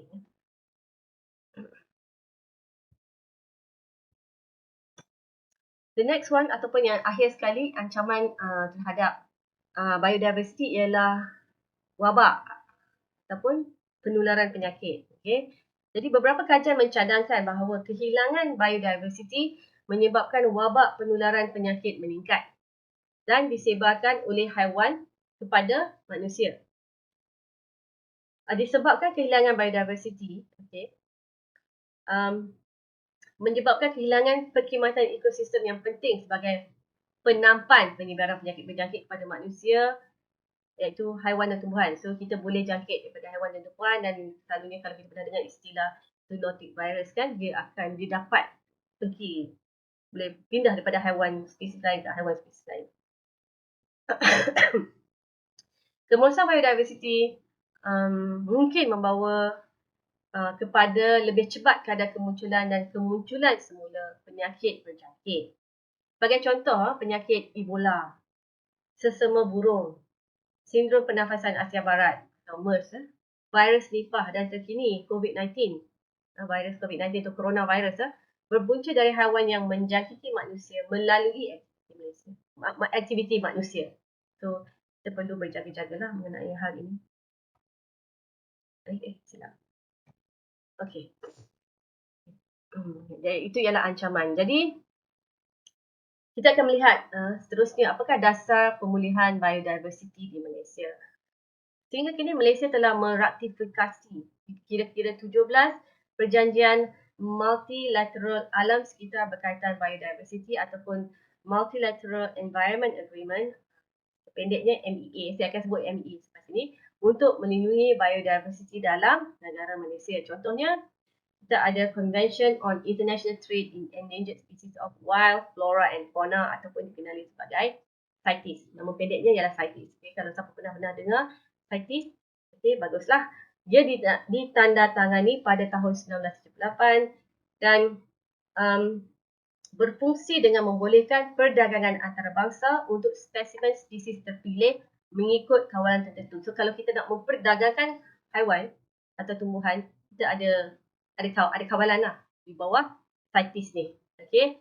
Dan juga kita ada International Trade in Endangered Species Act. Ini ialah bukan salah satu MEA, tapi ia adalah hasil daripada MEA ini terjadinya International Trade in Endangered Species Act yang diwujudkan pada tahun 2008 sebagai asas penguatkuasaan dan bidang kuasa untuk melindungi tumbuhan dan haiwan yang disenaraikan dalam CITES lampiran 1, 2 dan 3. So CITES ni ada 3 lampiran. Okay, jadi kita tengok seterusnya. Ini adalah contoh sajalah, ada banyak lagi. And then kita juga ada Convention on Biological Diversity atau pendeknya dikenali sebagai CITES. Okay, saya harap ada yang pernah dengar some of this. Okay. Dan ditandatangani pada tahun 1992 dan telah disahkan pada tahun 1994. CBD berkaitan secara langsung dengan biodiversity di Malaysia. Ini ialah mana bagi contoh lah. Okay, saya akan ceritakan lebih lanjut mengenai CITES lah. CITES berfungsi dengan membolehkan perdagangan antarabangsa untuk spesimen terpilih mengikut kawalan tertentu yang telah saya cakapkan tadi. Dan kesemua import, ekspor semula dan pengenalan dari spesies laut yang dilindungi oleh Convention CITES ni perlu melalui satu sistem pelaksanaan. Dan setiap parti kepada Convention mesti menetapkan ada 2 benda. Okay, so parti kepada Convention ni maksudnya negara-negara yang telah menandatangani CITES ni, termasuk Malaysia. So kita ialah salah satu daripada parti tersebut. Mesti menetapkan satu atau lebih pihak berkuasa pengurusan yang bertanggungjawab untuk mentadbir sistem pelaksanaan itu dan satu atau lebih pihak berkuasa saintifik untuk menasihati mereka tentang kesan perdagangan ke atas status spesies. Itu ialah CITES. Jadi kita tidak faham kalau sekarang kita dah tahu apa itu CITES. Okay. Dan spesies yang dilindungi oleh CITES disenaraikan dalam 3 lampiran mengikut tahap perlindungan yang mereka perlukan. Okay. Dan kalau kita lihat lampiran 1 ni termasuk spesies yang terancam kepupusan. Okay. Perdagangan spesies ini hanya dibenarkan dalam keadaan luar biasa. Special circumstances. Bukan, kita tak boleh suka-suka hati nak dagangkan spesimen yang terancam kepupusan. Tak boleh. Dia kena ada special circumstances sahaja yang kita boleh memperdagangkan spesimen ini. Okay. Dan dia ada banyak banyak protokol lah, banyak SOP lah untuk berbuat demikian. And then lampiran 2 termasuk spesies yang tidak semestinya terancam kepupusan, tetapi perdagangan spesies ini mesti dikawal untuk mengelakkan kemandirian mereka terkesan akibat perdagangan tersebut.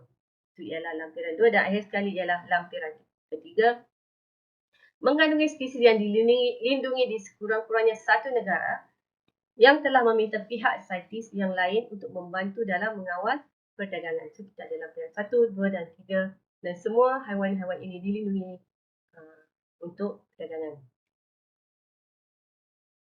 Next one ialah amalan manusia dalam melindungi sumber biodiversiti. Okay, jadi seperti yang kita telah sedia maklum, kita ada CBD, Convention Biological Diversity. Okay. 3 objektif menyeluruh yang diperlukan di bawah CBD ialah salah satu penandatangan CBD. So 3 objektif menyeluruh bawah CBD ialah kita pertama sekali pemulihan biodiversity. Itu ialah the top priority. Kedua, penggunaan lestari komponen biodiversity. Dan ketiga, perkongsian manfaat yang adil dan saksama terhadap penggunaan sumber genetik. So, ini ialah objektif menyeluruh yang diperlukan di bawah CBD. Dan juga kita ada dasar kebangsaan kepelbagaian biologi. Kita ada di Malaysia telah menetapkan sasaran 10% kawasan pantai dan marine, 10% kawasan pantai dan marine dan 20% kawasan terestrial ataupun kawasan darat. Terestrial maksudnya kawasan daratan untuk dipelihara menjelang 2025 sejajar dengan CBD. Maksudnya Malaysia ada lagi about less than 3 years lah untuk menjadikan 10 kawasan pantai dan marine dan 20% kawasan terestrial dipelihara. Apakah itu kawasan pelindungan marine ataupun MPA? Yang ni kita perlu faham lah apa. Okay, so sebab kita Malaysia ni kaya dengan sumber marine dengan lebih kurang 3,600 km persegi kawasan terumbu karang. Sangat luas kawasannya. Sejajar dengan CBD, kawasan pelindungan marine merupakan satu langkah untuk memelihara habitat marine dan biodiversity, terutamanya dalam aktiviti perikanan dan habitat terumbu karang. Jadi, kawasan pelindungan marine di Malaysia terdiri pada 4 jenis kawasan pelindungan yang dia agak berbeza. Dia ada taman laut, ada kawasan larangan perikanan, di sini kita tengok. Ada rizab hidupan liar dan kawasan pelindungan penyu. So this is MPA lah, 4 jenis pelindungan marine yang berbeza dan dia mempunyai undang-undang yang berbeza lah. Jadi untuk makluman, Malaysia mempunyai about 53 MPA, ataupun 5.3% kawasan MPA di Malaysia, iaitu terumbu karang, dan termasuk 42 MPA Marine Protected Area terumbu karang di Semenanjung Malaysia oleh Jabatan Taman Laut Malaysia, dan di Borneo ada 8 MPA terumbu karang ditubuhkan di Sabah oleh Jabatan Hidupan Liar Sabah dan 3 di Sarawak oleh Jabatan Hutan Sarawak. Jadi beza dengan Sabah dan Sarawak, mereka mempunyai jabatan tersendiri untuk melindungi MPA.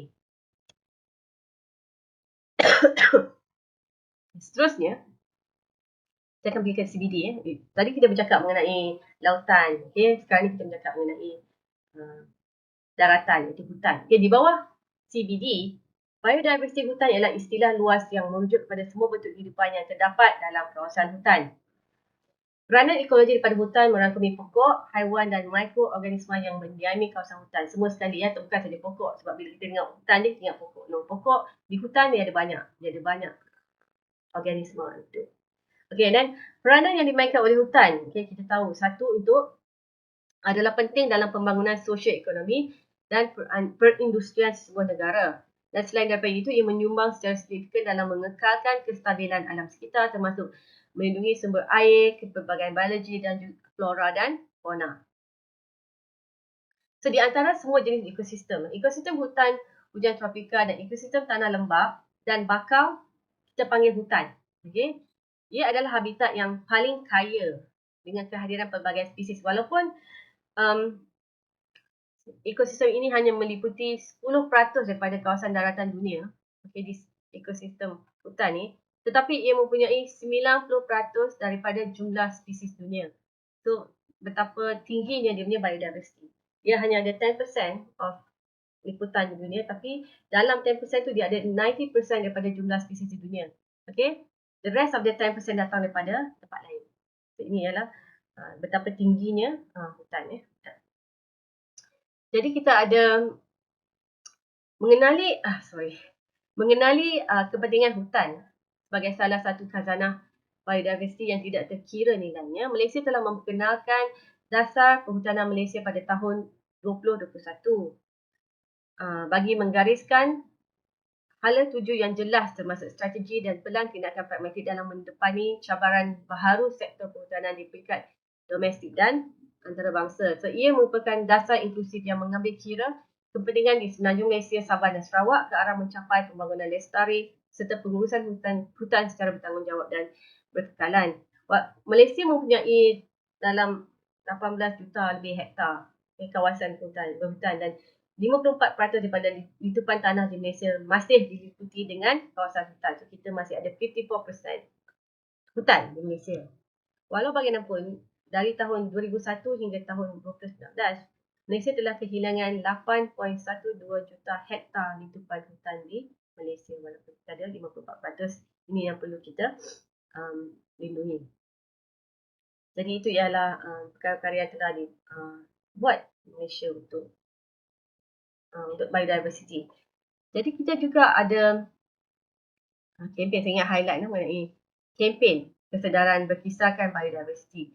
Dunia sekarang berhadapan dengan kehilangan biodiversity global yang besar, menyamai atau berkemungkinan besar melampaui kesan yang diakibatkan oleh perubahan iklim dunia. Kesedaran mengenai kepentingan biodiversity harus dipupuk dan dijadikan sebagai satu amalan yang murni masyarakat Malaysia. Maksudnya, kita perlu sayang kawasan dan biodiversity. Kita perlu ada sifat amalan yang ingin menyelamatkan biodiversity. Jadi kita kena ada satu kesedaran ataupun awareness. Selain pada itu, kerajaan juga perlu memainkan peranan yang penting dalam memastikan dasar dan polisi yang telah dibuat dan dipersetujui berjalan dengan lancar.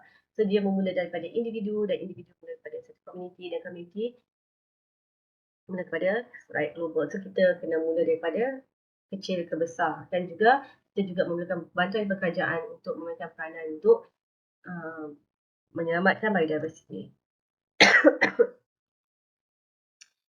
Kempen kesedaran yang dijalankan oleh kerajaan bagi memastikan pemulihan biodiversity, iaitu penanaman 100 juta pokok. Kempen ini dilancarkan oleh mantan Perdana Menteri kita yang ke-8, iaitu Tan Sri Muhyiddin Yassin. Dan program penghijauan Malaysia, satu daripada agenda nasional bagi perubahan iklim serta program ini ialah salah satu daripada agenda nasional bagi mengatasi perubahan iklim serta meningkatkan kualiti hidup masyarakat. Dan tujuan program ini ialah untuk memelihara keperluan biologi yang menjadi khazanah negara yang tidak ternilai, meningkatkan kualiti persekitaran semajadi dan juga sungai kita. Dan melalui program ini menyasarkan penanaman pokok 100 juta pokok menjelang 2025. Sebanyak 100 juta tu. A lot. The next one ialah kempen untuk alam. Kempen untuk alam, dia daripada, kalau betul lah saya sebutlah, WIS Campaign for Nature dan National Geographic Society ialah kempen peringkat global bertujuan menggalakkan ketua-ketua negara menyokong program memelihara alam semula jadi berasaskan bukti-bukti saintifik. So, kempen untuk alam secara khususnya akan menggesa pemimpin-pemimpin dunia supaya pertama sekali melindungi sekurang-kurangnya 30% daripada muka bumi menjelang tahun 2030. Berusaha menggembeling dana untuk memastikan kawasan-kawasan dilindungi. Ini diuruskan sebaik mungkin. Dan dalam memelihara biodiversity, langkah-langkah sewajarnya harus diambil kira agar kepentingan kawan-kawan berbumi tidak diabaikan. Jadi, selain daripada itu, selain daripada segala kempen juga, kalau kita pernah dengar, Malaysia juga mengikuti dan mengambil bahagian dalam pelbagai kempen mengenai alam sekitar seperti Earth Hour. Kan ingat tak? Kita kena tutup lampu sejam untuk menghormati Earth Hour. Kita juga ada hari hidup pandai sedunia, kita ada hari hutan sedunia, kita ada hari air sedunia dan sebagainya. Dan perkara ini diharap dapat meningkatkan kesedaran seluruh masyarakat Malaysia mengenai pentingan menjaga alam sekitar demi menjaga biodiversiti untuk kesejahteraan semua bersama. Jadi ini adalah yang slide terakhir saya, iaitu rumusan. Biodiversity penting untuk memastikan kesinambungan semua kehidupan di atas muka bumi ini. So, sehubungan dengan itu, manusia yang merupakan khalifah di muka bumi. Jangan lupa kita dilantik sebagai khalifah di muka bumi ini. Kita harus memastikan khazanah yang tidak ternilai ini dipelihara secara lestari. Maksudnya, boleh digunakan oleh kita, anak kita, anak-anak pada anak kita sehingga akhirnya lah. Dan dasar dan juga kempen yang diterapkan di Malaysia untuk memelihara biodiversity harus berkesinambungan untuk memastikan kesejahteraan manusia sejagat. Dan Tambahan lagi, dasar serta polisi yang wujud di Malaysia harus mempunyai implementasi dari segenap pihak bagi memastikan kejayaan polisi dan dasar tersebut berjaya, kerana kalau kita ada satu benda polisi atau kita ada dasar atau kita ada satu projek, dia perlu ada kerjasama dan juga kerjasama semua orang lah untuk memastikan satu benda itu berjaya, dan kita perlu mengambil bahagian lah untuk menjayakan nilai inilah biodiversity. Akhir sekali saya akan mengakhiri pembentangan saya dengan satu quote lah daripada Johann Rockström. Okay? The value of biodiversity is that it makes our ecosystem more resilient. Maksudnya biodiversity menyebabkan kita punya ekosistem lebih resilient dan lebih kuat, which is a prerequisite for stable society. Okay? Adalah satu syarat untuk society yang stabil. Okay? Ekosistem stabil, rakyat stabil. Okay? Its wanton destruction is akin to setting fire to our lifeboat. Jika kita menyebabkan kerusakan di muka bumi ini, biodiversity, bermaksud kita ni macam membakar kita punya own lifeboat. Okay? Kalau kita lifeboat ni macam dianggap sebagai bumi lah. Jadi terima kasih. Saya ingin memohon maaf jika ada kekurangan daripada pihak saya. Assalamualaikum warahmatullahi wabarakatuh dan selamat sejahtera. Terima kasih diucapkan kepada Dr. Nur Alina Muhammad Akib atas ceramah yang telah disampaikan.